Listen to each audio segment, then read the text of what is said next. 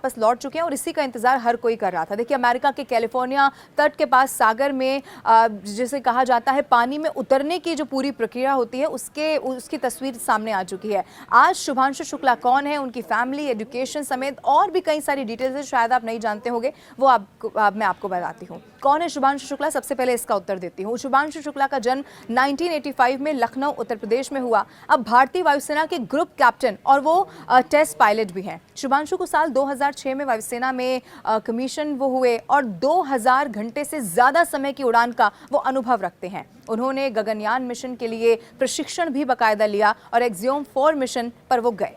अंतर्राष्ट्रीय अंतरिक्ष स्टेशन यानी कि जिसे ISS कहा जाता है, उस पर जाने वाले वो पहले भारतीय बन गए हैं। शुभांशु शुक्ला का जो फैमिली बैकग्राउंड है उसके बारे में भी आपको बताते हैं। शुभांशु शुक्ला की शादी हो चुकी है, उनकी पत्नी का नाम कामना है। शुभांशु का एक बेटा भी है। शुभांशु के पिता का नाम शंभू दयाल है और उनकी माँ का नाम आशा शुक्ला बताया जाता है। और देखिए, ये वो माता पिता है जिनको अपने बेटे पर इस वक्त बहुत गर्व है। उनका इनफैक्ट स्टेटमेंट भी सामने आ चुका है। शुभांशु के बारे में बताया जाता है कि उनकी 2 बहनें भी हैं।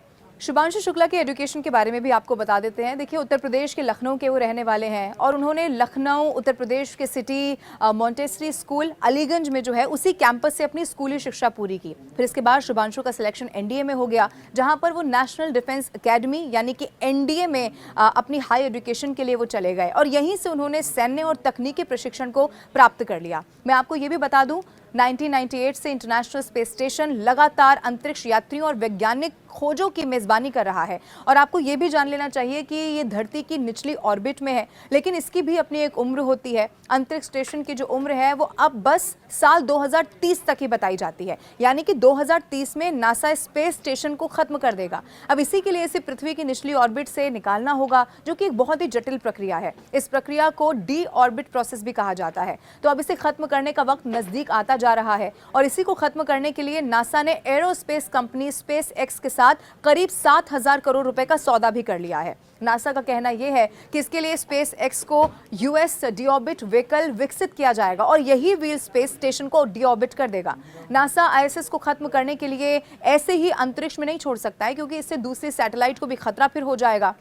नासा के मुताबिक अंतरिक्ष स्टेशन को क्रैश करने के लिए धरती पर वापस लाया जाएगा और आज तक स्पेसक्राफ्ट की धरती पर गिरने से ना के बराबर नुकसान हुआ है, लेकिन अगर पूरा स्पेस स्टेशन गिरता है तो उससे नुकसान संभव है। इसीलिए इसको सुरक्षित तरीके से गिराने के लिए साउथ पैसिफिक महासागर को चुना जाएगा और कम आबादी वाले इलाके में इसे गिराया जाएगा। मैं आपको ये भी बता दूं कि इंटरनेशनल अंतरिक्ष ये जो स्पेस स्टेशन है उसको अमेरिका, जापान, रूस, कनाडा और यूरोप ने साथ मिलकर बनाया और इसे अब खत्म किया जाएगा। तो स्पेस स्टेशन को 3 चरणों में खत्म किया जाएगा। इसके बारे में नासा का कहना है कि इसका सामान क्रैश करवाने से पहले धरती या फिर स्पेस में मौजूद बाकी के जो लैब्स हैं उनमें ट्रांसफर कर दिया जाएगा। फिर इसके बाद इसको समुद्र के पॉइंट नीमो पर क्रैश किया जाएगा। बड़ी बात इसमें यह है कि इसी पॉइंट पर ही अंतरिक्ष के पुराने स्पेस स्टेशन, सैटेलाइट और दूसरे कचरे डिस्पोज किए गए हैं। अब शुभांशु की